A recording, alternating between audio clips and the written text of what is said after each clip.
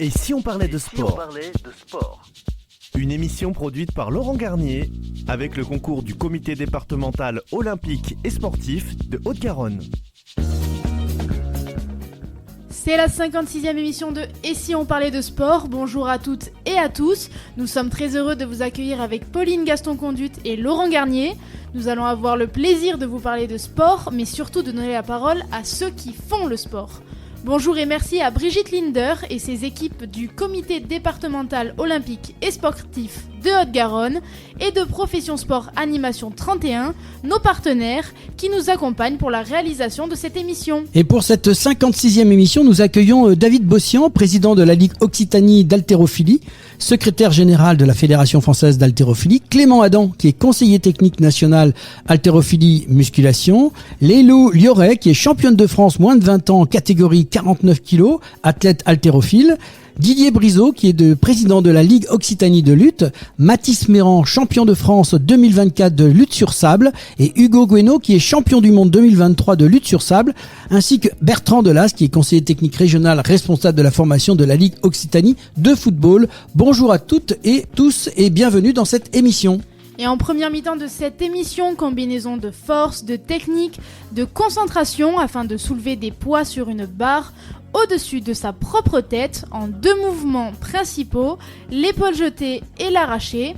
Et oui, nous parlons bien d'haltérophilie. Cette discipline est une ancêtre des Jeux en étant présente en 1896 lors des premiers Jeux olympiques modernes. C'est d'ailleurs l'unique sport de force inscrit au programme des Jeux olympiques. L'haltérophilie n'a depuis cessé d'évoluer, notamment en incluant les femmes aux compétitions olympiques à partir des années 2000. Et en seconde mi-temps, vous aurez le plaisir de partir à la rencontre d'un sport mythique présent lors de la création des Jeux olympiques antiques en 708 avant Jésus-Christ, une discipline qui remonte à des milliers d'années et qui consiste à effectuer un combat à main nue face à un adversaire en le faisant tomber au sol par le biais de techniques de prise et de projection. Il s'agit de la lutte. Ce sport également pratiqué à l'école permettant aux élèves de développer leur concentration et la maîtrise de leur corps. Il faut savoir qu'il existe deux principaux styles de lutte aux Jeux Olympiques, la lutte gréco-romaine et la lutte libre. Ne vous inquiétez pas, nos invités sont là pour éclairer tout ça. Mais avant le coup d'envoi de cette 56e édition, place à l'avant-match et aux principaux résultats sportifs de la semaine. Et si on parlait de sport ? Avant-match. Place aux principaux résultats sportifs de la semaine avec toi Inès, on va commencer avec de l'athlétisme. Et oui Pauline, de l'athlétisme et notamment avec les championnats de France à Angers. La compétition qui se tenait à Angers jusqu'à dimanche a permis à plusieurs athlètes de réaliser les minima en vue d'une qualification aux Jeux Olympiques. A noter que dans chaque épreuve, au maximum 3 athlètes français pourront participer aux Jeux Olympiques à la maison et ceux ayant réalisé les minima seront prioritaires. Le week-end a donc charrié son lot de joie et d'énormes déceptions pour les athlètes français, même si la liste définitive des sportifs engagés ne sera connue qu'à partir du 8 juillet, a précisé la Fédération française d'athlétisme. Et à ce sujet, on peut noter quelques exemples de résultats. Le jeune prodige de l'athlétisme français, Sacha Zoya, a remporté la finale du 110 mètres haies en 13 secondes 32. Gemina Joseph a montré l'étendue de son talent en décrochant un doublé aux 100 mètres et 200 mètres. Chez les hommes, en revanche, il pourrait ne pas y avoir de Français au JO. Vainqueur de la finale, Pablo Matteo n'a pas réalisé les minima pour la discipline reine de l'athlétisme, mais y est parvenu. En revanche, sur le 200 mètres, l'absence de Français aux 100 mètres serait une première aux Jeux Olympiques depuis un siècle. Tout juste auréolé du titre de champion d'Europe, Gabriel Tual, qui a franchi en patron la ligne d'arrivée du 800 mètres. Sur le 400 mètres et femmes, la tenante du titre, Louise Maraval, s'est dépassée dans un duel épique avec Chana Grébeau. À l'arrivée, les deux athlètes sont tombés dans les bras l'une de l'autre, réalisant toutes les deux les minima. Et sur le 5000 mètres, Yann Schreb s'est imposé en réalisant les minima. Une marche vers les Jeux, tout comme Hugo Hé. Par ailleurs, Quentin Bigot au lancer de marteau, Teddy Tamgo au triple saut, Pascal Martino-Lagarde au 110 mètres haies et surtout Renaud Lavilloni au saut à la perche ont raté l'occasion de décrocher les minima olympiques à Angers. À l'issue de ce week-end, ils pourraient donc dire adieu à leur rêve olympique à domicile. Passons désormais au tennis avec l'ATP 250 de Majorque. Gaël Monfils, opposé au Chilien Alejandro Tabilo, 24e mondial en demi-finale, a cédé au tie-break du 3e set, 2-6-6, 2-7-6. Le Parisien visait la 35e finale de sa carrière. Et à présent du cyclisme sur route avec le Tour de France, un début de Tour bleu-blanc-rouge, feu d'artifice tricolore sur la grande boucle, les deux premières étapes en Italie ont vu des Français lever les bras sur la ligne d'arrivée.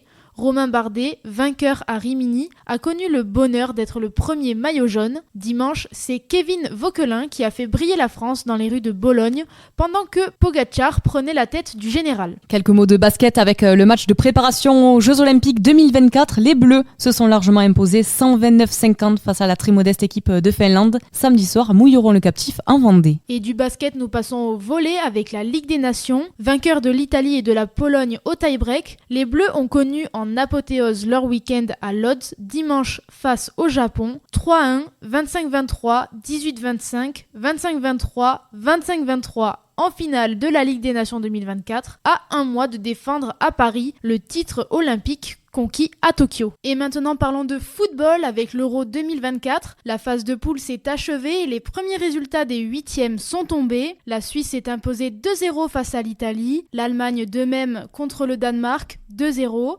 l'Angleterre s'est imposée 2-1 face à la Slovaquie, l'Espagne ne s'est pas fait prier pour vaincre la Géorgie 4-1. L'équipe de France, quant à elle, s'est imposée 1-0 face à nos voisins belges grâce à un but de Rendal Colomwani à la 85e minute. Les Français affronteront le Portugal en quart de finale qui, au terme d'un match nul 0-0 après les prolongations, se sont imposés 3-0 au tir au but.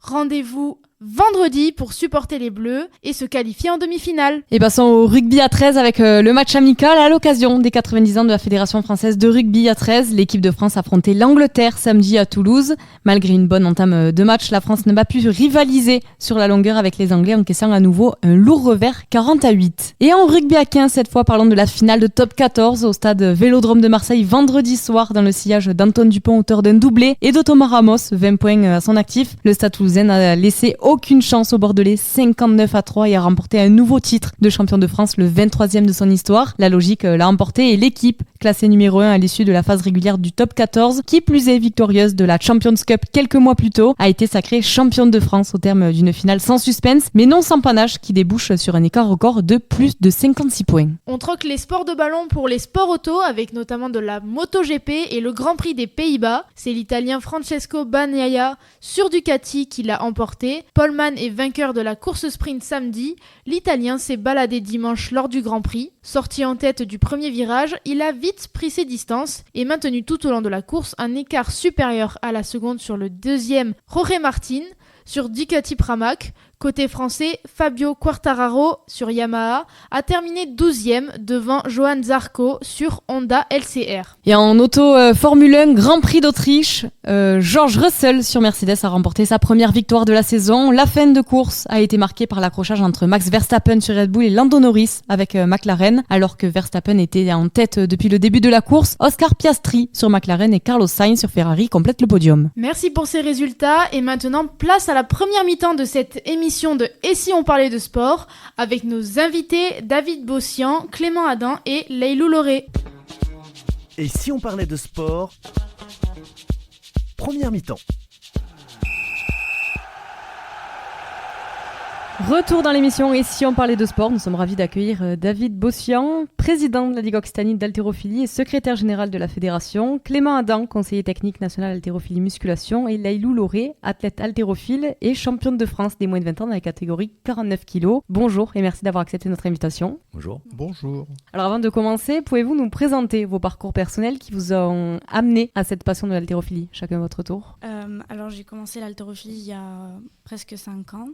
J'ai débuté avec une section sportive qu'il y avait dans mon collège et depuis je pratique l'haltérophilie.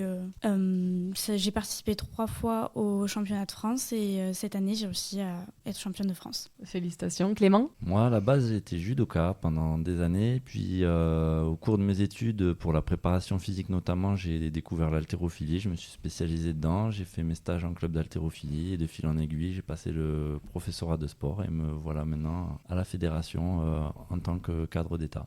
Moi j'ai débuté avant-hier, la porte était ouverte, j'ai poussé la porte. Donc j'ai débuté il y a une 30aine d'années l'haltérophilie. C'était hier, voilà. J'ai poussé la porte du HC Figeac également, puisque moi j'étais sur mon parcours professionnel, j'ai été amené à travailler sur Figeac.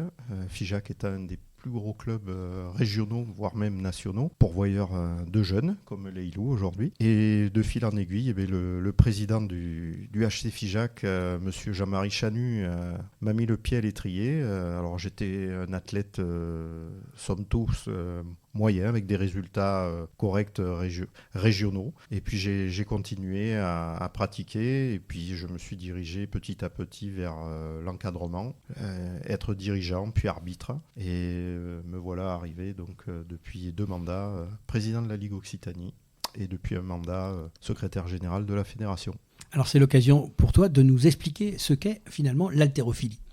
Alors l'haltérophilie, c'est une discipline olympique qui est composée de 2 mouvements. L'arraché, qui est de prendre une charge au sol et l'emmener en un mouvement au-dessus de la tête. Et l'épaulé jeté, qui est de prendre la barre au sol, l'amener aux clavicules et ensuite des clavicules au-dessus de la tête. L'arraché étant un mouvement d'explosivité et de souplesse, et l'épaulé jeté, un mouvement de force. Alors donc ça c'est, j'imagine, très technique, parce qu'il faut être capable de faire il y a un geste, mais ça a l'air simple comme ça, mais j'imagine qu'il y a tout un travail de fait, de positionnement du dos, des bras, enfin il y a tout ça, c'est un travail que vous faites en club, j'imagine. Voilà, énormément de corrections au niveau de la biomécanique, puisque là c'est des segments avec des points, et il faut faut être le plus en ligne possible et ne pas déroger à la trajectoire de la barre que l'on va insuffler dès le départ. Alors justement, si je veux me mettre là-dedans ou mettre mes enfants là-dedans, je vais m'adresser même à Leilou. On n'a pas peur de se casser la colonne parce que c'est des charges. Comment tu l'as abordé, toi, en tant que jeune femme? Parce que c'est des poids quand même. Il n'y a pas un problème de s'abîmer? Comment ça se passe? Non, déjà, on monte les charges progressivement. Plus la technique est bonne, plus on peut monter. Et avec la technique, il n'y a pas de risque de se faire mal ou de déplacer sa colonne ou des choses comme ça. On voit des ceintures parfois. Ça s'explique par rapport à quoi? Les gens qui ont des grosses ceintures à mettre autour pour se lever des charges. Enfin, des images qu'on voit. Déjà, en haltéro, la ceinture, elle est réglementée. Donc, il n'y a pas de grosse ceinture. D'accord. Le maximum, la largeur de la ceinture doit faire 12 cm. Donc, ce que l'on voit le plus souvent, c'est plutôt les strongmen ou les gens de la force athlétique, où là, les ceintures sont beaucoup plus larges. D'accord. Donc la ceinture permet évidemment un meilleur gainage, un appui de la sangle abdominale qui permet de lever plus lourd. Mais c'est juste de l'assistance, c'est pas la ceinture qui va gainer à votre place en fait. C'est l'action de gainage de l'abdomen contre la ceinture qui va rigidifier, qui va donner plus de pression dans l'abdomen, qui va permettre d'être plus rigide au niveau du dos. Mais la ceinture en elle-même, si on n'a pas nous une action déjà à la base, elle va servir à rien du tout. Juste pour revenir sur les plus jeunes aussi, on fait en général une entrée dans l'apprentissage par ce qu'on appelle l'école du dos, apprendre à placer son dos, soulever une charge, soulever un sac de course, soulever un cartable. Donc on peut encourager les jeunes à faire de l'haltérophilie, c'est là où je voulais en venir. Alors justement, il y a aussi différentes catégories. J'imagine que Leilou, elle ne va pas combattre dans la même catégorie que toi, enfin, ou faire une compétition. Donc comment ça se passe, ces catégories? Chez les garçons comme chez les filles, nous on a 10 catégories de poids, donc c'est l'équité.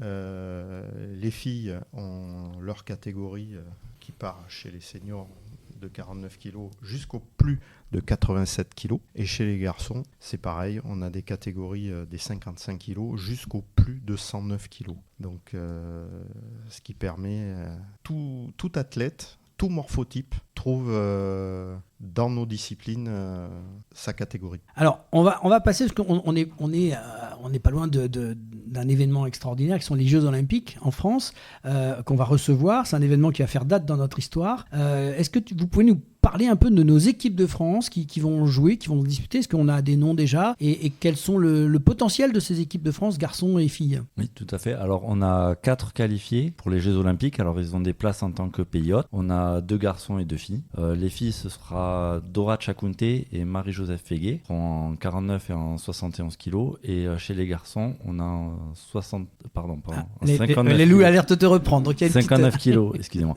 Et chez les garçons, on aura Bernardin Kingé Matam qui a ses 4e Jeux Olympiques, qui lui va concourir en 73 kg et en 89 kg, on aura Romain Madouchen. D'accord. Et alors, quelles sont les chances à peu près de ces compétiteurs ? Alors, on a une chance de médaille principalement, peut-être une deuxième. Chez les garçons, ça serait Romain Madouchen qui a le plus de chances de remporter une médaille, et chez les filles, ce serait Marie-Joseph Fégué. Et alors, tu viens de dire qu'il y avait 4 sélectionnés pour l'équipe de France. Est-ce qu'il y en a qui font partie de la région Occitanie ? Malheureusement non, pas dans l'équipe de France olympique. Par contre, on a quand même le corps arbitral qui a été reconnu au niveau de sa qualité sur l'Occitanie, puisqu'il y aura 2 représentants. Et chez les chargeurs du plateau, ce sera le pôle France de Toulouse qui seront pour la semaine sur Paris à charger tous les plateaux. Et il y aura également aussi des bénévoles de club qui vont être dans l'organisation de la salle pour accueillir le public ou surveiller les plateaux d'échauffement. Alors je reviens juste sur une petite question que je voulais quand même se poser. On s'était vu il y a quelques temps. Qu'est-ce qu'il en est finalement de la participation ? On parle des Jeux Olympiques, mais c'était une question qui était en l'air.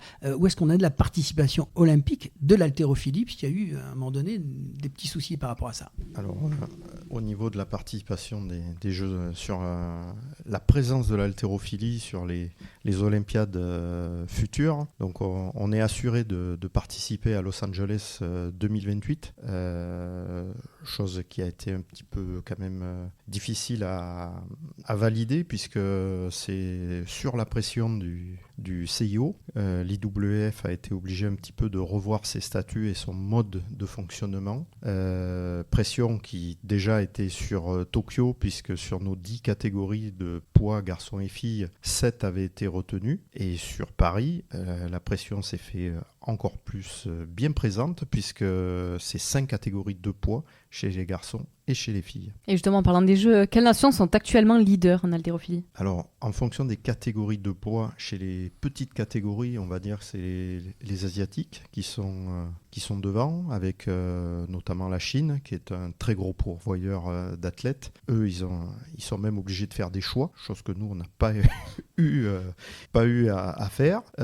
Ensuite, chez les catégories lourdes, on va dire que c'est plutôt bloc de l'Est, ex-bloc de l'Est, donc Arménie, Géorgie. Et alors, qu'est-ce que vous pouvez nous dire sur les derniers événements de l'haltérophilie dans la région ? Alors, au niveau des événements dans la région, le week-end dernier s'est tenu l'Occitane Cup, donc une compétition, un nouveau format de compétition où tous les athlètes d'Occitanie, parce que cette compétition était réservée aux athlètes d'Occitanie, pouvaient participer. C'était la première édition avec un format un peu particulier, puisque tous les athlètes catégories de poids confondues se confrontaient à l'indice, c'est-à-dire leur catégorie de poids et leur poids levé correspond à un certain indice. Donc ça permet de classer tous les athlètes en toute catégorie, on va dire. Et en parlant de l'Occitanie, comment est organisée, comment ça marche l'haltérophilie dans la région ? Comment ça marche ? Alors c'est un vaste... Donc là déjà, on est sur une fin d'année sportive. Donc nous avons déjà arrêté notre calendrier pour 2024-2025. Les clubs nous ont fait part de leur on va dire choix d'organisation, et ensuite nous allons mettre en place le calendrier qui nous est, on va dire, dématérialisé. Chaque club engage ses athlètes via une page dédiée dans le calendrier, permet-nous de déjà pré-établir les feuilles de match. Qu'on peut rajouter peut-être aussi, c'est ce qu'on ne connaît pas forcément l'haltérophilie, c'est qu'on a un circuit par équipe aussi, donc on a un championnat régional par équipe, et les équipes sont justement en train de finaliser leur engagement pour chaque club peut indiquer qu'il veut participer au championnat régional par équipe. J'aurais juste fait un petit retour avec Laïlou sur, tu nous as dit que tu es championne de France, donc raconte-nous un peu comment ça s'est passé. Eh bien, ça s'est bien passé. J'étais encadrée par 3 coachs, donc ça fait beaucoup. Ça s'est super bien passé. On était 5 dans ma catégorie. Oui, la catégorie, on le rappelle, des moins de 49 kilos. C'est ça, des U20 moins de 49 kilos. Et j'ai pas fait de très très grosses barres par rapport à ce que je fais d'habitude, mais ça a suffi pour m'imposer et acquérir la première place. J'ai fait 59 à l'arraché et 75 à l'épaule jetée. Impressionnant. Merci. Il ne se reste plus qu'à faire ça. Et justement, tu as la parole. Est-ce que tu pourrais nous dire quelle place occupent les féminines dans le développement de l'haltérophilie ? Eh bien, la plupart des gens pensent qu'il n'y a pas beaucoup de femmes dans notre sport, etc. Mais au final, elles sont très très représentées. Sur les championnats de France, on voit qu'il y a beaucoup plus de filles que de garçons. Et elles sont nombreuses à venir en club pour faire du sport et tout ça. Et elles trouvent parfaitement leur place dans la fédération. En fait. Alors, sur les finales nationales, il faut savoir que la répartition homme-femme, c'est 1/3, 2/3. Mais 1/3 d'hommes pour 2/3 de femmes.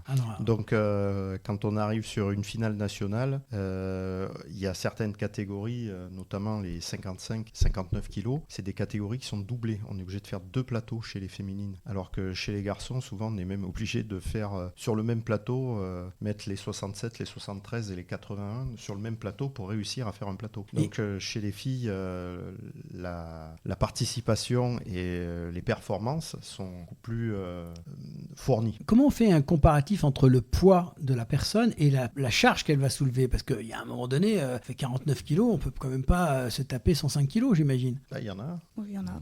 Il y en a. Pas en France, mais il y en a. Oui. Il y a une base quand même de données, non ? Comment ça se calcule ? Parce qu'il y a à un moment donné des poids, on peut pas, sans que ça abîme la personne. Alors, on peut pas être en surcharge quand même à un moment donné. Il y a le poids levé et après ce qu'on va appeler le surentraînement. Je pense que c'est dans le surentraînement qu'on se blesse. Dans le poids levé, c'est pas forcément une vérité absolue. C'est-à-dire qu'on peut avoir de très petits gabarits qui vont lever des charges. D'ailleurs, par le passé, ceux qui arrivent à lever des facteurs de 2,5 leur poids de corps, maintenant le 3, ça arrive de moins en moins. C'est déjà arrivé par le passé, avec Solomaneglou et autres. Ils étaient à un indice de 3, c'est-à-dire quelqu'un qui fait 60 kg qui va épauler jeter 190. Donc oui, c'est arrivé. Maintenant, on est plutôt sur un indice de 2,3 à 2,5 au niveau mondial. C'est ça qui est intéressant de comprendre un peu comment ça fonctionne. Des projets pour de l'avenir, là, 2024-2025, des gros événements ici en Occitanie de prévus ? Alors, les clubs se sont positionnés. Pour l'instant, on n'a qu'un seul gros club, qu'un club organisateur qui serait le Clermont Sport dans l'Hérault, le club de Clermont-Lérault, qui organiserait la Coupe de France. La finale de la Coupe de France. À quelle période ça, on sait à peu près ? Ça sera au mois d'avril. On en reparlera donc. 2025. Faudra nous le dire à ce moment-là. Et également, le club, s'ils n'ont pas la Coupe de France, organiseront leur tournoi international Bernard Garcia. Bernard Garcia ? Qui était le président emblématique du club de Clermont-Lérault. D'accord. Alors, dernière petite question, ça rejoint un peu toute notre discussion, c'est quelles sont les qualités essentielles pour exceller en haltérophilie ? Alors, il faut tout d'abord de la souplesse pour être capable de passer sous la barre, de la technique, donc de la coordination pour pouvoir appliquer la technique. Et puis, il faut bien sûr un petit peu de force pour pouvoir lever la barre. Donc, la force, la vitesse, ça fait de la puissance. Alors, et de l'humilité. Voilà, une petite question à tous les trois, vous pouvez chacun me donner votre avis, mais quel conseil vous donneriez à des parents qui hésitent, qui se disent tiens pourquoi pas j'essaierai l'haltérophilie ou à des personnes qui se disent je vais m'y mettre. Quel conseil on peut donner un petit peu chacun votre réflexion par rapport à ça ? De pousser la porte d'un club, de venir voir l'ambiance, en général une ambiance familiale dans nos clubs en Occitanie. Ensuite, on accueille à partir de 10 ans dans nos clubs, les U10, U13. Et puis ensuite, c'est souvent l'esprit de camaraderie qui fait que les enfants restent, amènent des copains à l'entraînement et qu'un club permet au club de vivre. Alors les loups, comment tu pourrais décider, Inès et Pauline qui sont là, à venir faire de l'haltérophilie ? Je pense qu'il faut être curieux, faut venir, faut essayer. Et, comme il dit, l'ambiance, c'est souvent ce qui nous donne envie de rester, puis vouloir se dépasser, etc. Et c'est ça qui donne envie de rester. Alors, il y a plus de femmes, d'après ce que tu me disais. Alors, comment faire venir plus de garçons, Clément ? Des garçons, on peut leur dire aussi qu'ils vont pouvoir prendre vraiment confiance en eux en pratiquant ce sport, que quand on débute, on progresse très vite, que ce soit sur le plan technique ou physique. Donc, on peut se faire plaisir rapidement et à chaque séance, on arrive à battre ses records pendant les premières années de pratique. Mais les renseignements, moi j'ai une adresse occitanieffhm.fr. Est-ce que tu as une autre adresse à nous donner d'information ?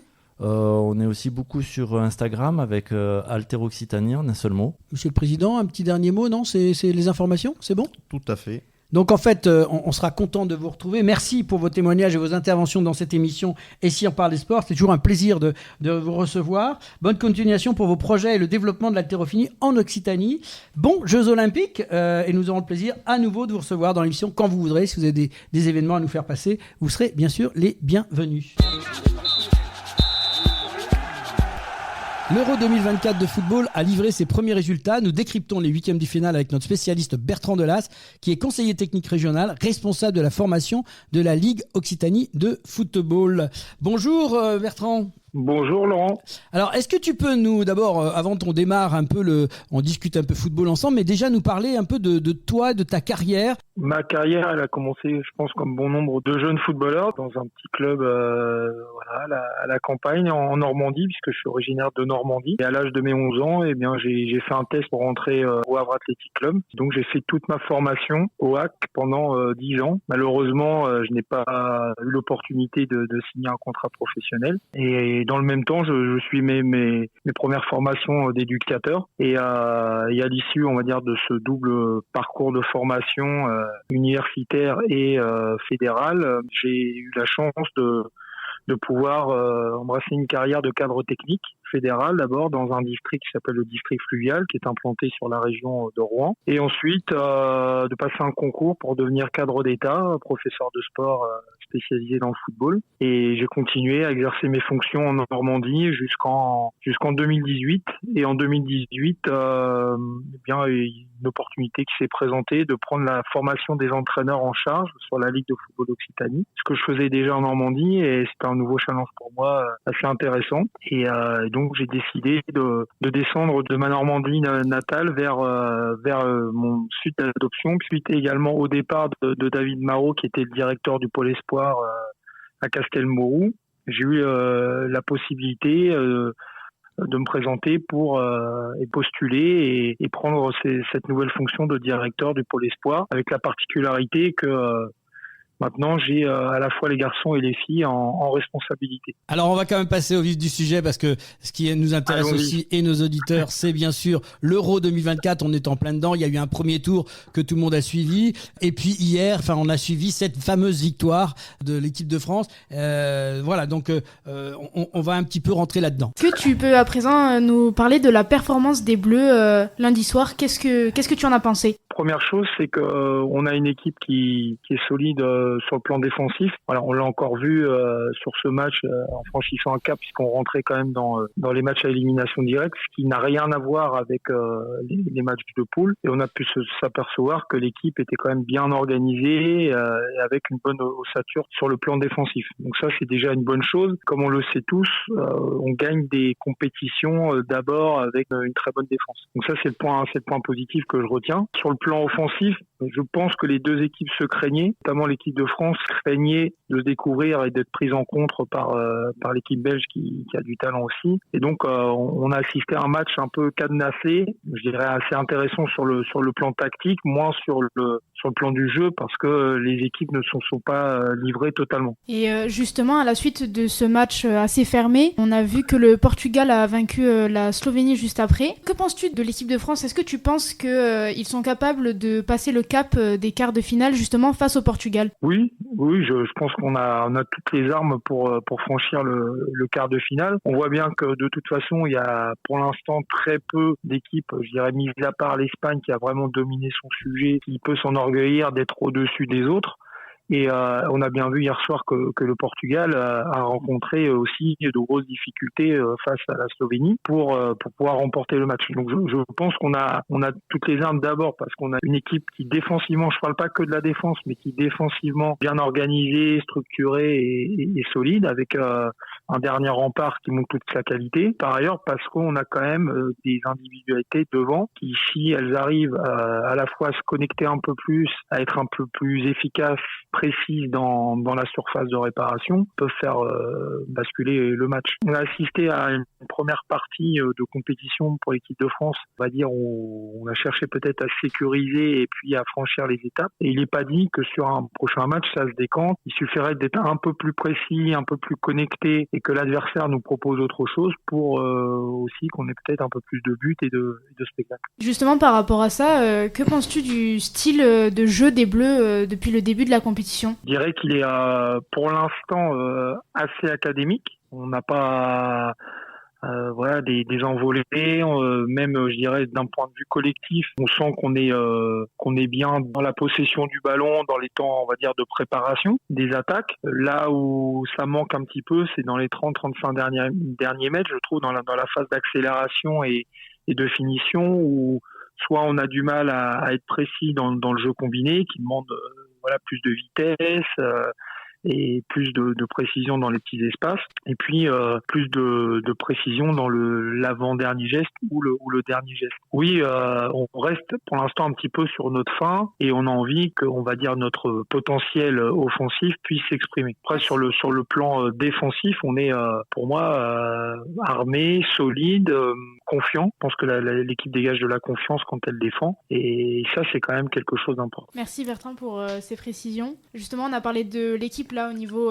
général, mais est-ce que tu pourrais nous dire quels joueurs t'ont le plus impressionné depuis le début de cet Euro 2024 ? Je commencerai de derrière, puisqu'on a dit que c'était solide défensivement, donc je trouve que Mike Maignan est à la hauteur de l'événement. Il montre qu'il a toute sa place dans les buts de l'équipe de France. Derrière, j'ai trouvé que Saliba, depuis le début de la compétition, était vraiment gage de sécurité et de sérénité derrière. C'est une belle révélation, Saliba. J'ajouterais notamment sur le dernier match, parce qu'il avait quand même affaire à un client, comme on dit, c'est Koundé, qui a fait à la fois un bon match défensivement et qui a pu aussi apporter quelques solutions offensives. Donc c'est intéressant, on sent qu'il prend confiance et il a été élu homme du match. Ce que j'ai trouvé intéressant depuis le début de la compétition, c'est Kanté. Parce que Kanté, ça a beaucoup se poser des questions. Moi, pas trop, parce que, comme l'a dit Didier Deschamps, s'il l'a repris et qu'il l'a mis dans le groupe, c'est qu'il savait la valeur et l'ambition du joueur. Donc Kanté, je dirais, égal à lui-même,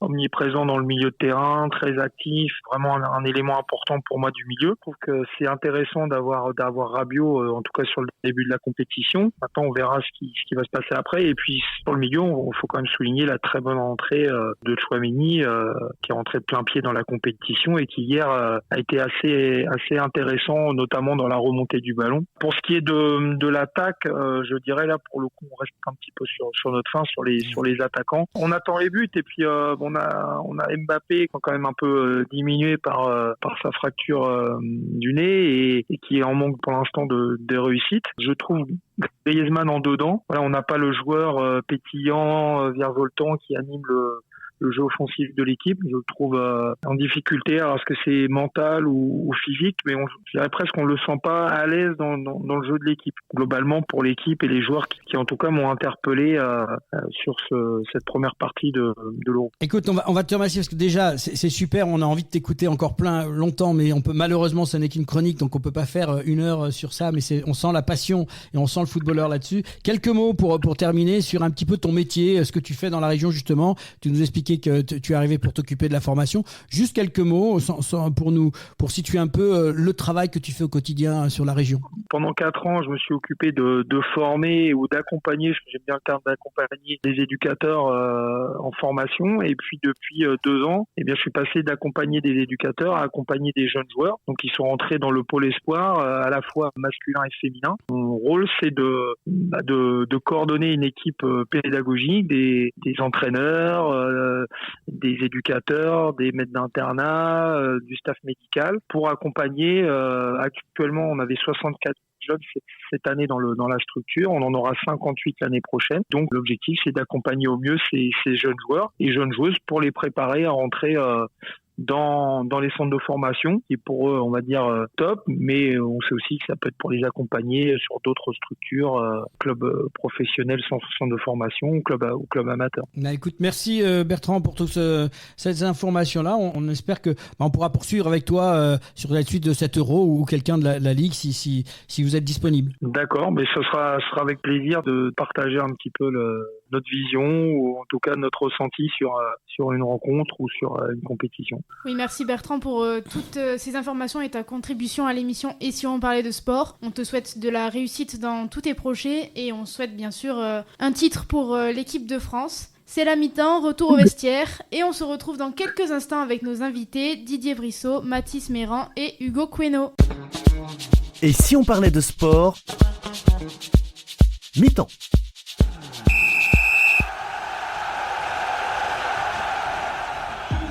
Passionné de sport, vous souhaitez participer à son développement sur le territoire de la Haute-Garonne ?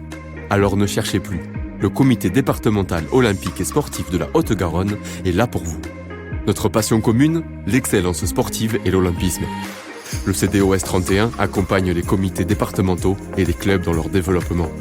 Par des formations adaptées aux bénévoles salariés pour développer leurs compétences, par l'organisation de multiples manifestations sportives dans lesquelles vous pouvez être intégré, à travers la mise à disposition de volontaires en service civique. Alors contactez le comité départemental olympique et sportif de la Haute-Garonne dès maintenant par mail contact@cdos31.org ou au 05 62 24 19 02. Ensemble, faisons briller la Haute-Garonne à travers le sport. Et si on parlait de sport, deuxième mi-temps. Et retour dans l'émission Et si on parlait de sport, nous sommes ravis d'accueillir Didier Brissot, qui est président de la Ligue Occitanie de lutte, et Mathis Méran, champion de France 2024 de lutte sur sable en catégorie de moins de 90 kg. Bonjour et merci d'avoir accepté notre invitation. Bonjour à vous. Bonjour, merci de l'invitation. Alors, on va commencer, comme on le fait traditionnellement, par une petite présentation de vos parcours respectifs personnels. Mathis, on va commencer par Mathis, qui nous rejoint, donc champion de France. C'est quoi ton parcours de vie, parcours personnel et professionnel ? Professionnel, on va commencer par où j'en suis maintenant. Je suis enseignant de PS à l'INSA de Toulouse. Du coup, prof de PS, passionné depuis toujours par le sport, mais j'ai pas commencé par la lutte. Un parcours un peu atypique. Moi, j'ai commencé par le judo.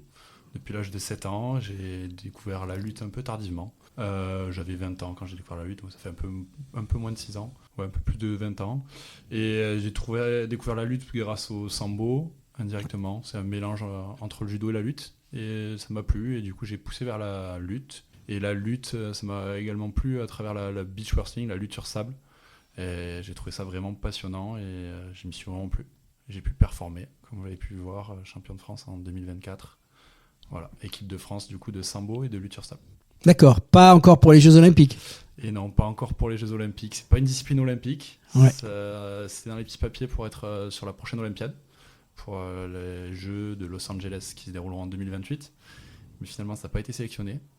On garde espoir. C'est une discipline qui est belle à voir, qui correspond bien au format audiovisuel sur les réseaux. C'est des matchs de 3 minutes, des règles très simples, qui font des belles images en bord de mer. C'est pour ça que je pense que la lutte a essayé de miser un peu dessus. Non, on va en reparler de tout ça parce que ça m'intéresse que tu nous racontes un petit peu de ça à travers les compétitions, puisqu'il y a eu le week-end dernier d'ailleurs une compétition et vous nous en parlerez. Donc Didier, merci de revenir nous voir. On est content de te recevoir à nouveau. Un petit explication un peu de ton parcours aussi à toi en tant que président. Oui. Et passionné de lutte aussi. Passionné depuis plus de 40 ans. Donc, c'est une vraie passion. C'est une vraie passion.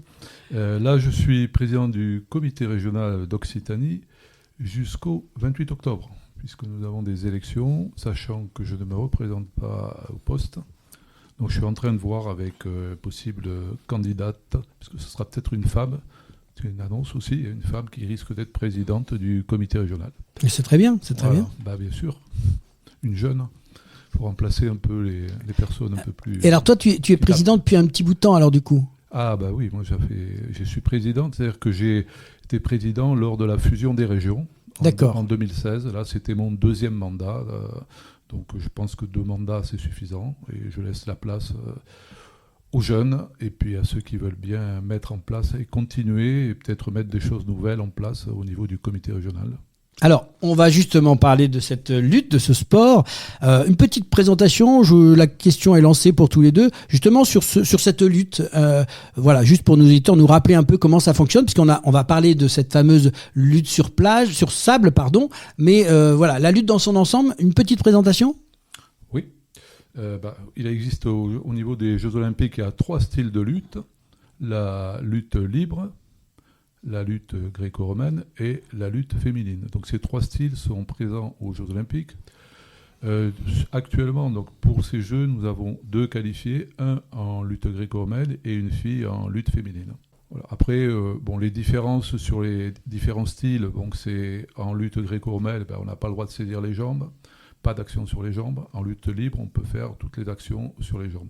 En lutte féminine, c'est la même chose que la lutte libre. Il y a 2 ou 3 actions qui sont interdites pour préserver l'intégrité des féminines. Voilà. Donc c'est de petites différences en lutte libre et lutte féminine.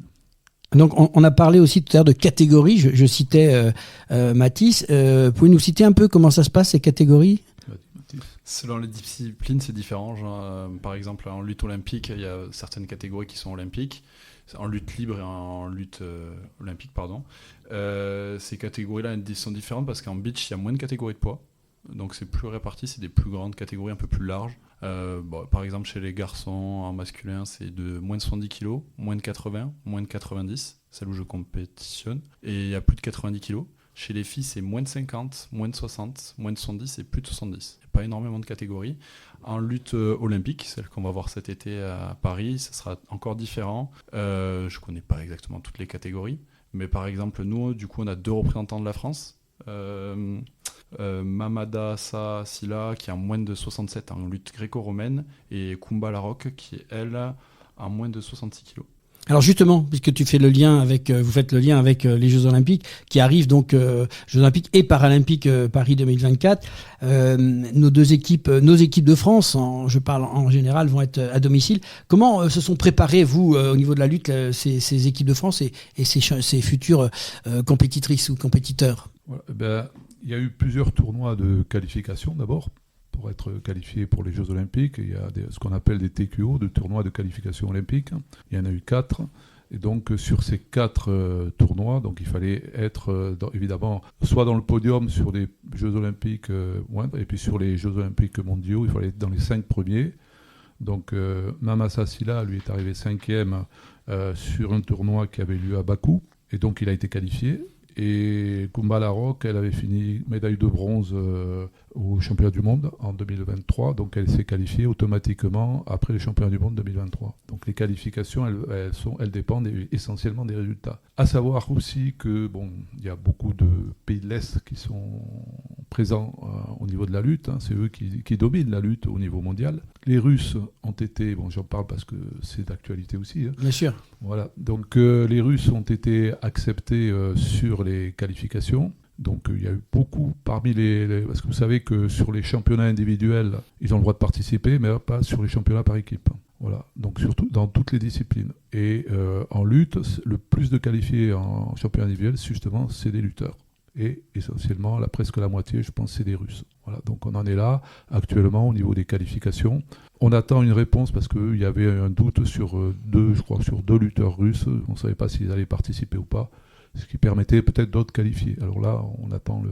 Alors, nous n'avons pas dans la lutte de quotas préservés parce qu'on est à Paris. Ça se fait dans d'autres sports. Je sais pas, je pose des questions qu'il faut peut-être pas poser, mais j'ai envie de vous la poser quand même. Si, vous avez raison. On aurait bien aimé qu'il y ait des quotas.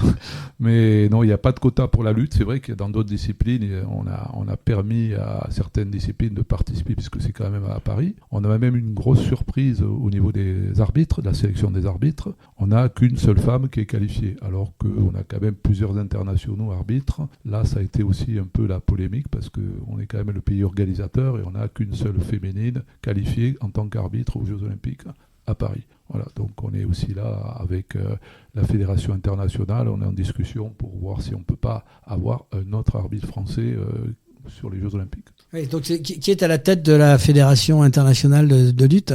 Alors, c'est un organisme qui s'appelle l'UW, donc c'est l'Union Wrestling World, donc qui dirige un peu tout ça, en relation bien sûr pour les Jeux Olympiques avec le CIO. Voilà. Mais c'est quand même, la décision se fait surtout au niveau de l'UW, quoi. Voilà, c'est ça, oui. Ouais. Et justement, par rapport aux lutteurs et lutteuses qualifiés, est-ce qu'il y en a qui sont origines de l'Occitanie ou même dans le corps arbitral, est-ce qu'ils viennent de la région ? J'aurais bien aimé. Non, les deux qualifiés ils viennent du club de Bagnolet. Voilà, les 2 qualifiés actuels. La région parisienne. Voilà, région parisienne. Après, nous, sur la région, on a plusieurs champions de France cette année. On a une équipe qui a fini première au championnat de France par équipe en 3e division, donc il va aller en 2e division. Donc on commence à avoir un potentiel quand même assez intéressant au niveau des résultats sportifs. Mais pour l'instant, après il y a aussi le problème, c'est qu'on a beaucoup d'étrangers en lutte qui viennent des pays de l'Est, qui sont très bons. Mais comme ils ne sont pas français, ils ne peuvent pas participer en tant que français à ces jeux. Mais il y aurait peut-être eu 1 ou 2 sélectionnés de plus. Je parle des lutteurs qui sont là depuis quand même plusieurs années, pas de ceux qui arrivent en parachutage. Mais je pense qu'il y aurait peut-être eu 1 ou 2 de plus si on avait pu les qualifier pour les Jeux. Et quelles sont les nations leaders dans la lutte ? Vous parliez tout à l'heure des pays de l'Est. Oui, il y a essentiellement la Russie, il y a l'Azerbaïdjan, il y a l'Ukraine aussi. L'Ukraine a toujours des représentants sur chaque... C'est là où je suis surpris, parce que vu ce qui se passe chez eux, ils ont souvent beaucoup de monde qui viennent sur ces championnats. Donc on les accueille toujours, on essaye de participer à leur hébergement, de les accueillir le mieux possible. Mais ils ont quand même, c'est une nation qui a beaucoup de lutteurs et de lutteuses aussi. Et les Français et Françaises qualifiés ont quand même leur chance aux Jeux Olympiques ? Le Français et la Française. Oui, on espère. Quand on se qualifie, on est toujours dans l'espoir mais ça va être très très difficile. Il faut quand même s'avouer qu'il y a beaucoup de monde et tout le monde veut gagner. Donc c'est une bataille. Déjà, s'ils arrivent sur un podium, ça serait bien. Déjà, moi, j'aimerais bien qu'ils arrivent sur le podium. Mais on verra sur la suite. Kumba Larocque, elle a déjà montré, elle est capable de tout si elle est sur un moment en pleine forme. Après, c'est aussi psychologique. Après, il faut savoir que Mamassa Asila, lui, il a 31 ans. Donc, il est quand même déjà assez âgé. Kumba, elle a 25 ans, je crois. Donc, ce sont des lutteurs qui sont déjà... Après, il y a la relève derrière. Il y a des jeunes qui arrivent. Là, il y a les championnats d'Europe U17, il y a U20. Il y a pas mal de jeunes qui sont pas mauvais. Je pense que sur Los Angeles, on aura un peu plus de qualifiés aux Jeux Olympiques si la relève s'affirme par la suite. On espère en tout cas lesquels vont réussir à avoir une médaille. À présent, on va revenir un petit peu plus ici en Occitanie sur la région. Est-ce que vous pouvez revenir sur les différentes compétitions qui ont eu lieu cette saison ? Oui. On a accueilli sur Saint-Orens de Gameville le championnat de France U15, U17, U20. Donc ça a été il n'y a pas longtemps, là. Donc ça a été un gros succès parce qu'il y avait plus de 320 lutteurs. Le club de Toulouse a fini au classement des jeunes premier. Donc ils ont sur 45 clubs, je crois. Donc ils ont quand même un très bon résultat. Ils sont, et je vous l'ai dit tout à l'heure, ils ont fini premier au championnat de France par équipe en 3e division. Donc il y a une progression. On voit que on a nous aussi, on a essayé de mettre un maximum de chances de leur côté pour que ça réussisse. Ce championnat à Saint-Orens, ça a été une très bonne réussite pour tout le monde, tant sur l'organisation, parce que le club de Toulouse a beaucoup participé à l'organisation, et ça c'est important. Si on n'a pas de club support, ça ne peut pas fonctionner. Voilà, donc on est maintenant... après, on a organisé d'autres championnats, mais c'est surtout ce championnat qui a marqué la saison sur le département. Et on va peut-être enchaîner sur la lutte sur sable. Justement, il y a une compétition il n'y a pas longtemps. Hugo, à toi. On a de la chance d'avoir une région, je rebondis d'abord sur la région, qu'on a une région très dynamique. On peut remercier Didier. Didier qui était le président sur 2 mandats et qui a bien fait évoluer les choses. Un nombre de licenciés qui est plutôt faible en France, mais en Occitanie qui est bien représenté, qui est en nette évolution à travers plusieurs disciplines. La fédération internationale mise pas mal du coup sur la lutte sur sable pour développer, pour attirer de nouvelles personnes. Et la région, c'est une des plus actives, même si ce n'est la plus active, je crois, avec 3 membres d'Occitanie, 3 Toulousains du coup qui étaient en équipe de France, 3 champions de France. Qualifiés, qui ont participé du coup à plusieurs étapes des World Tour Series, ça s'appelle. C'est des étapes des championnats du monde. Dans plusieurs disciplines, c'est un peu pareil. Il y a 5 étapes, la 5e est plus importante, on marque des points et après ça fait un classement mondial. Précédemment, vous avez accueilli Hugo Queno qui avait fait champion du monde, et du coup la France elle essaie d'investir dedans dans ses futurs athlètes pour une discipline qui n'est pas encore olympique, mais peut-être qu'il le sera un jour. Mais en tout cas, pour l'instant, ça plaît pas mal. Comment ça se passe de l'entraînement ? Parce qu'en fait, on parle de sable, mais on n'a pas forcément du sable partout. Donc, je suis un peu curieux de savoir comment vous faites quand on est un peu à l'intérieur, on va dire, des terres. Alors, idéalement, il faudrait s'entraîner que dans le sable, mais c'est une discipline qui est surtout plutôt estivale. On va dire que les lutteurs, ils sont plutôt là l'été, du coup, l'ambiance est peut-être un peu plus décontractée, mais ça reste des combattants, des combattantes. Il y a une vraie compétition, mais du coup, l'entraînement, ça va être beaucoup sur tapis. Rares sont ceux qui peuvent s'entraîner dans le sable. Bon, les régions du sud, ceux qui ont accès à la plage tout de suite, ils peuvent s'entraîner. Mais nous, à Toulouse, on a la chance d'être accueillis sur un créneau au Creps de Toulouse, sur les terrains de beach volley. Et on arrive à s'entraîner. Du coup, moi, j'entraîne avec mon club, le TUC. Vous êtes les bienvenus, tout le monde est bienvenu pour venir essayer. C'est très ludique, les règles sont très simples et ça plaît beaucoup. Et du coup, on peut s'entraîner même l'hiver qu'il pleut. Parce que c'est en indoor, il a oublié de préciser. On a cette chance-là d'avoir le club de beach. On a conclu un accord avec le club et le Creps pour pouvoir s'entraîner en indoor, en beach, toute l'année, quoi. Donc il y a des terrains extérieurs aussi de beach au Creps, donc ils peuvent s'entraîner soit quand il fait beau dehors, soit à l'intérieur. Et c'est important parce que c'est pas du tout d'abord, c'est pas le même règlement évidemment qu'en lutte olympique. Et ensuite, au niveau des appuis, c'est pas du tout la même chose parce que les appuis sont sur le sable, on n'a pas les mêmes appuis, on n'est pas aussi bien équilibré. Et le règlement fait que le règlement est très simple en lutte sur sable et en même temps ça va très vite. Donc voilà, on a besoin d'être. Je voudrais juste préciser une chose, c'est que au niveau de la fédération, moi je suis responsable de la lutte sur sable et on a le conseiller technique actuel qui est sur l'Occitanie, qui est responsable aussi au niveau technique de la lutte sur sable, voilà, du beach wrestling. Donc c'est important aussi pour nous de mettre en place toutes ces actions. Merci de nous avoir éclairé sur la lutte sur sable. À présent, une nouvelle question. On se demandait quelle place occupent les féminines dans le développement de la lutte. Alors, c'est un peu connoté masculin, la discipline, la lutte. Par exemple, il y a 2 catégories masculines olympiques et une féminine. C'est en train d'être ouvert, ils en ont conscience. La fédération de lutte œuvre au maximum pour faire venir les femmes dans ce sport-là. Moi, je vais parler de mon expérience personnelle, puisque j'entraîne dans un club de région toulousaine, où c'est qu'il y a beaucoup d'étudiants. Et on arrive quand même à attirer de plus en plus de filles, même si ce n'est pas une des activités vers lesquelles elles se tournent le plus. Je trouve qu'il y a toujours un développement, toujours une prise de conscience, et que les femmes, elles ont plaisir à pratiquer.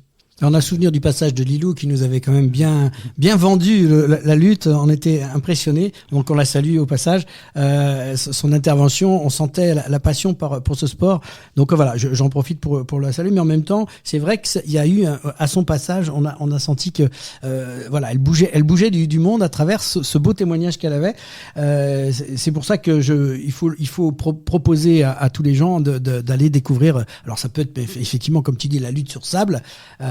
Moi, je pense que tous les papas et les mamans qui écoutent, qui voient leurs gamins toute l'année se rouler par terre et se rouler sur les plages, ont peut-être trouvé un endroit pour canaliser un peu cette énergie et pourquoi pas découvrir avec des règles adaptées, bien évidemment, cette discipline-là. C'est en tout cas le petit appel qu'on peut faire à travers cette interview.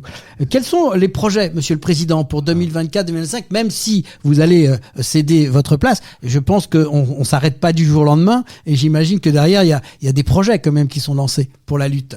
Oui, d'abord dans l'immédiat, sur la lutte sur sable, donc on a une tournée des plages organisée au niveau de la fédération qui commence en PACA et donc qui nous concerne en Occitanie, qui va débuter le 8 juillet jusqu'au 14 juillet et nous allons aller sur Narbonne-Plage, sur le Cap d'Agde. On a 3 étapes différentes, donc sur 2 jours à chaque fois. Et ça c'est important parce que chaque année on organise cette tournée qui est ouverte à toutes les personnes qui sont en vacances.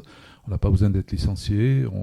On a mis en place aussi, après ça continue en Nouvelle-Aquitaine, ça va dans le Nord. Donc c'est une tournée importante pour nous, pour montrer aussi, parce que quand on fait de la lutte en salle, les gens ils ne voient pas, bien sûr. Donc là, on est vers l'extérieur, on est tourné vers l'extérieur. Après, moi, en ce qui me concerne personnellement, j'ai précisé, alors je ne sais pas s'ils seront d'accord, parce qu'au niveau fédéral, on a 2 candidats potentiels, un homme et une femme. Donc moi, je leur ai précisé tous les 2 que s'ils veulent que je resterai sur le beach, bien sûr, parce que ça c'est ma passion, et sur le sport scolaire. Après, je vais laisser un peu, parce que j'étais aussi au conseil d'administration, au bureau, tout ça, je vais laisser un peu les choses. Il y a l'âge, il faut laisser la place aux jeunes. Le cumul des mandats, on est un peu partout. Donc voilà mais voilà les projets à venir. Non, moi j'enchaîne. Donc avec la question qu'on se posait aussi, c'est quelles sont les qualités, et là c'est pour tous les deux, essentielles pour exceller à la lutte, garçons et filles bien évidemment. Je vais même rebondir plus sur la lutte sur plage, on va dire, parce que du coup, ce qui est bien de cette nouvelle discipline, c'est que sur la lutte sur sable, la lutte sur sable, c'est moins demandant en ressources techniques, on va dire. C'est plus physique. Évidemment, il y a du perfectionnement technique qui peut arriver, mais ce qu'on essaye de mettre en place avec le comité régional, c'est venez vous défier, venez essayer. Tout le monde s'est déjà bagarré dans le sable.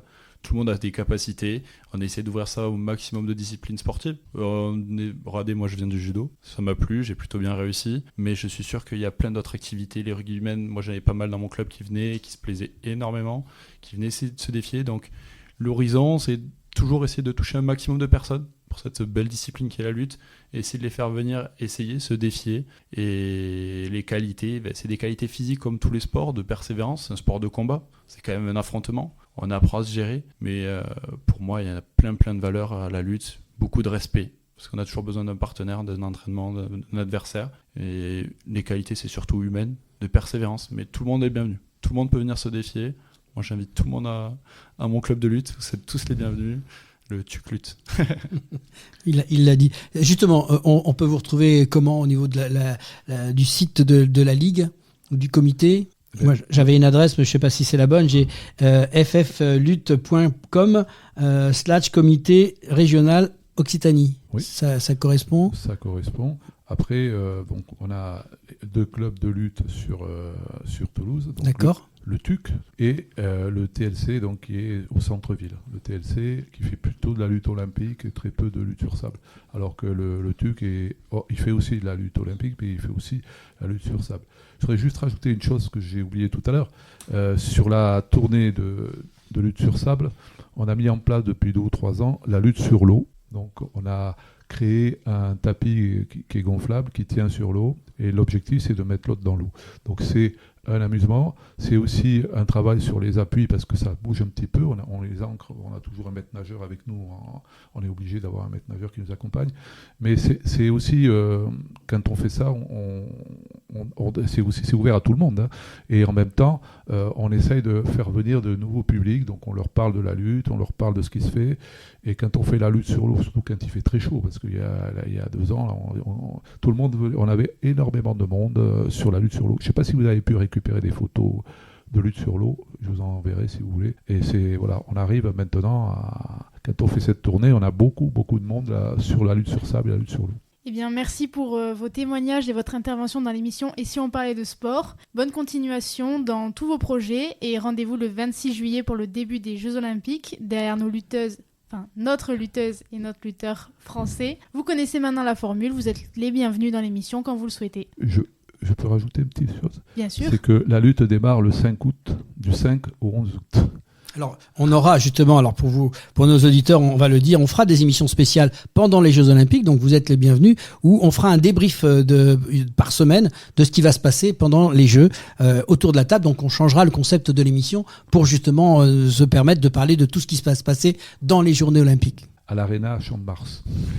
C'est noté. Et tout de suite, place au cyclisme avec la chronique Tour de France 2024. Dans cette chronique du Tour, nous vous proposons d'enfourcher vos vélos pour vous lancer à la suite des coureurs du Tour de France. Le Tour de France est le plus grand événement sportif annuel au monde qui attire des milliards de fans à travers la planète. Le Tour de France 2024 s'était lancé de Florence, en Italie, pour rejoindre Nice. Il s'annonce riche en surprises, avec l'ascension du Galibier, dès le 4e jour, des chemins blancs à 3, un record d'altitude à la cime de la Bonnette et un contre-la-montre explosif en guise de dernière étape. Allez, laissons-nous conduire par la plume de Christian Prudhomme, directeur du Tour, à l'occasion de la présentation de l'édition 2024. La route des As. Un brelan d'As s'invite en haut de l'affiche. Il fallait donc lire un heureux présage dans l'intitulé lui-même de la 111e édition, où il était inscrit que le Tour de France 2024 serait celui des premières. Un grand départ donné depuis l'Italie, l'une des nations mères du vélo. Une arrivée finale jugée loin des bases parisiennes de l'épreuve, en bord de Méditerranée, à Nice. Et un record d'altitude sont au programme. La tonalité unique de ce Tour de France résonne comme un héritage lointain de la devise du général Giuseppe Garibaldi, affirmant « Je suis niçois, donc ni italien ni français ». Le père de l'unité italienne, qui a également combattu dans les rangs de l'armée française pendant la guerre franco-allemande de 1870, aurait pu se reconnaître dans l'épopée qui attend les coureurs du Tour. Et il se trouve que les champions actuels du cyclisme roulent avec un sens de la conquête que Garibaldi lui-même n'aurait pas renié. Ils auront justement l'opportunité de le montrer dès la séquence italienne, les étapes de Rimini et de Bologne, promettant d'emblée des confrontations musclées entre les favoris. L'entrée sur le territoire français indique dès le 4e jour de course que les débats seront continus, car avec la montée au Galibier, le peloton du Tour ne s'est jamais élevé aussi haut, aussitôt. La fréquentation des sommets, voilà un des thèmes de cette campagne de juillet, mais les échéances majeures se présenteront sur un rythme soutenu, sans atteindre l'altitude. Un choc de rouleurs se chargera d'une première distribution des rôles au cœur des plus prestigieux vignobles de Bourgogne. Mais la donne pourrait aussi changer dans un décor de champagne à l'occasion de la première virée du Tour, sur des chemins blancs, autour de Troyes, et plus encore en s'aventurant dans les reliefs cantaliens en vue de l'arrivée au Lioran. L'histoire apprend que sur le Tour, les hommes forts font les temps forts. Ils pourront continuer de se révéler dans les Pyrénées, à Saint-Lary-sous-Lampladadé, où Raymond Poulidor a marqué une dernière fois l'histoire il y a 50 ans, ou au plateau de Beille, au terme d'une montée de tous les possibles. Des bouquets seront encore en jeu pour les baroudeurs ou les sprinteurs, mais la perspective du séjour dans les Alpes du Sud ouvrira une bataille finale, en haut lieu pour le maillot jaune. Un match à 2, à 3, ou rêvons même à 4, se jouerait pourquoi pas sur la route d'Isola 2000, en passant sur le toit absolu du Tour, les 2802 mètres de la cime de la Bonnette, là où seuls les aigles et les grimpeurs de légende peuvent se montrer majestueux. Et encore, le lendemain, en franchissant le col de Turini, pour partir à l'assaut du col de la Couillole.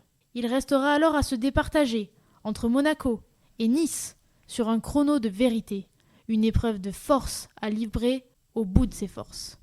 Les victoires à la Garibaldi se gagnent à ce prix. Christian Prudhomme, directeur du Tour de France. Alors ce qu'il faut retenir de cette 111e édition, ce sera le premier grand départ depuis l'Italie et le 26e depuis l'étranger. Il y aura une arrivée à Nice, en raison des Jeux Olympiques et Paralympiques de Paris 2024, et pour la première fois, l'arrivée finale n'aura pas lieu dans la capitale. 2 contre-la-montre sont à l'honneur, un de 25 km et un de 34 km, c'est-à-dire 59 km de contre-la-montre, dont le second, lors de la dernière étape Monaco-Nice. Ce dénouement final n'était plus arrivé depuis 35 ans et le fameux duel Fignon-Le Mans en 1989. 4 Apennins, Italie, Alpes italiennes et françaises, Massif central et Pyrénées seront les massifs montagneux au programme du Tour en 2024. 4. C'est le nombre de pays visités en 2024, l'Italie, Saint-Marin, Monaco et la France.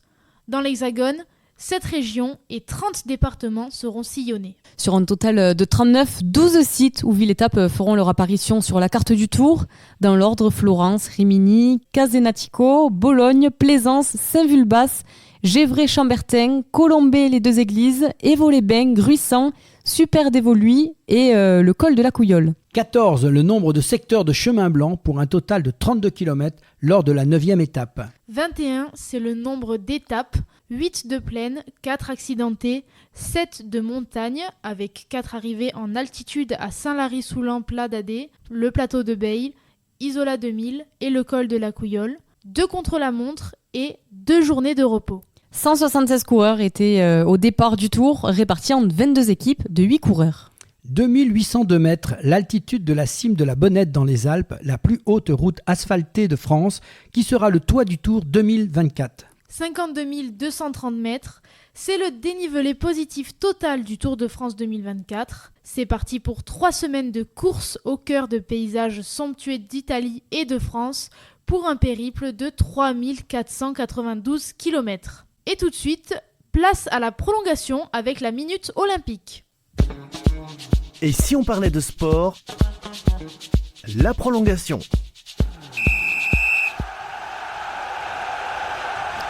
On se retrouve pour la Minute Olympique. À 23 jours de l'ouverture des Jeux Olympiques, retour sur un fait marquant depuis la création des Jeux Olympiques modernes. C'est parti pour la Minute Olympique. Faisons un bond de 100 ans en arrière et atterrissons aux Jeux Olympiques de Paris en 1924. L'athlète américain Robert Legendre se retrouve victime du règlement. En effet, lors de ces Jeux, Robert Legendre bat le record du monde de saut en longueur avec, attention, retenez votre souffle, un bond de 7,76 m, un résultat époustouflant s'il avait été comptabilisé. Car Robert Legendre n'a pas réalisé cette performance lors de l'épreuve de saut en longueur, mais lors de l'épreuve du pentathlon. Son record n'est donc pas homologué. Pas de médaille d'or pour lui, mais une médaille de bronze sur le pentathlon. A noter que le vainqueur de l'épreuve de saut en longueur en 1924, William Deart Hubbard, est allé moins loin que lui avec 7,44 m. C'est la fin du match et de cette 56e émission. Retour au vestiaire pour les grands rendez-vous à venir et le programme de la semaine prochaine. Et si on parlait de sport ? Fin du match. C'est la fin du match de cette 56e émission avec les grands rendez-vous de la semaine dans l'agenda sportif et on démarre avec toi Pauline. Oui, et jusqu'au 21 juillet, vous pourrez retrouver du cyclisme avec la 110e édition du Tour de France. Et du 2 au 7 juillet, il y aura à nouveau du cyclisme avec le Tour d'Autriche. Jusqu'au 14 juillet, du tennis cette fois avec le début du tournoi de Wimbledon. Il s'agit de la 136e édition en Angleterre. Le mercredi 3 juillet, vous pourrez retrouver du basket avec un match qui opposera la France à la Turquie en préparation des Jeux Olympiques. Le jeudi 4 juillet, il y aura du handball féminin avec la France qui affrontera la Norvège en préparation au JO, ainsi que du football masculin avec France-Paraguay, le match de préparation aux Jeux à Bayonne. Et du jeudi 4 au 7 juillet, du cyclisme VTT avec les Jets de France. Le vendredi 5 juillet, du football avec les quarts de finale de l'Euro 2024. L'Espagne affrontera l'Allemagne à 18h. La France affrontera le Portugal à 21h. Et du football féminin avec le match de préparation aux Jeux Olympiques de Paris 2024. La France affrontera l'Ouzbékistan. Du 5 au 7 juillet de la Formule 1 avec le Grand Prix de Grande-Bretagne Silverstone. Et également de la MotoGP avec le Grand Prix d'Allemagne Sachsenring. Le samedi 6 juillet, du rugby à 15 masculin avec le match amical. La France affrontera l'Argentine. Du triathlon avec la Coupe du Monde qui aura lieu en Hongrie. Et du football avec le quart de finale de l'Euro 2024, l'Angleterre qui affrontera la Suisse. Le dimanche 7 juillet, il y aura de l'athlétisme avec la 15e édition du Paris Saint-Denis Meeting Areva, mais également du tennis avec le début des 8e de finale de Wimbledon. Et enfin, du 8 au 14 juillet, du pentathlon moderne avec les championnats d'Europe à Budapest en Hongrie.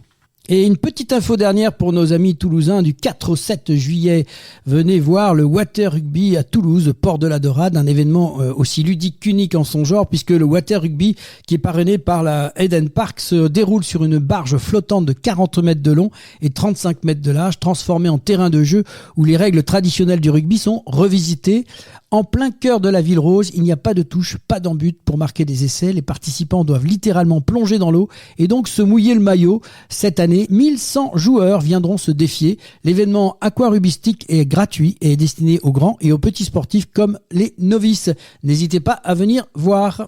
La semaine prochaine, dans Et si on parlait de sport, nous aurons le plaisir de vous présenter le hockey sur gazon, un fantastique sport collectif où deux équipes de 11 joueurs s'affrontent, munies d'une crosse leur permettant de frapper dans une balle. L'équipe qui marque le plus de buts remporte le match. Le hockey sur gazon est une discipline olympique depuis 1908 et était très populaire en France du Moyen-Âge à la Révolution. Les équipes de France seront présentes aux Jeux Olympiques, les hommes débuteront leur premier match face à l'Allemagne et les femmes face aux Pays-Bas, l'occasion de découvrir ce sport de balle bien différent du football ou du basket pour les plus curieux. En deuxième mi-temps, les Jeux Olympiques, c'est génial, mais les Jeux Paralympiques le sont aussi. Nous aurons donc l'occasion de parler handisport avec nos invités, car oui, le handicap n'est pas un frein à la passion sportive. Il y a toujours une solution pour adapter les différentes disciplines. Que serait le sport sans partage, sans inclusion, sans un panel de personnes qui ont au final toutes une chose en commun, l'amour du sport? Nous en profiterons pour réaliser une présentation des Jeux Paralympiques et des sports qui en font partie. Vous en connaissez peut-être déjà quelques-uns, mais il se peut que vous découvriez quelques surprises lors de la prochaine émission. Merci à David Bossian, Clément Adam, Leïlou Lauré, Lilou Dupinet et Didier Briseau pour votre participation dans l'émission Et si on parlait de sport. C'est la 56e émission de Et si on parlait de sport. Merci à tous les internautes qui nous suivent de plus en plus nombreux. Continuez à nous écouter, à partager sur les réseaux et vous abonner à notre chaîne YouTube Et si on parlait de sport. Un grand merci à nos partenaires, le comité départemental olympique et sportif de Haute-Garonne, ainsi que Profession Sport Animation 31 pour leur contribution précieuse à la réalisation de cette émission. C'était la dernière émission pour toute l'équipe de jeunes journalistes de l'Institut supérieur de journalisme de Toulouse qui nous avait rejoints pour quelques semaines. Merci à eux, ce fut un plaisir de partager ces quelques temps d'antenne. Nous leur souhaitons une bonne continuation dans leur parcours professionnel respectif. Merci à Inès Wifi, Nathan Coquille, Gauthier Ajus et Charlie Bouissou. Merci à l'équipe technique pour le formidable travail qu'elle réalise chaque semaine pour produire cette émission, à Sébastien Couratin, notre partenaire informatique Semper Connect, pour l'ensemble du suivi réseau informatique, plateforme podcast, site internet et ses conseils avisés. Merci à François Guilloux pour son apport musical à la Minute Olympique. Merci également à Pauline Gaston-Conduite, journaliste et co-animatrice de l'émission, pour son aide précieuse à la préparation et la réalisation de celle-ci. Merci à Laurent Garnier, producteur de l'émission, et on se retrouve la semaine prochaine pour une nouvelle aventure de Et si on parlait de sport la semaine prochaine.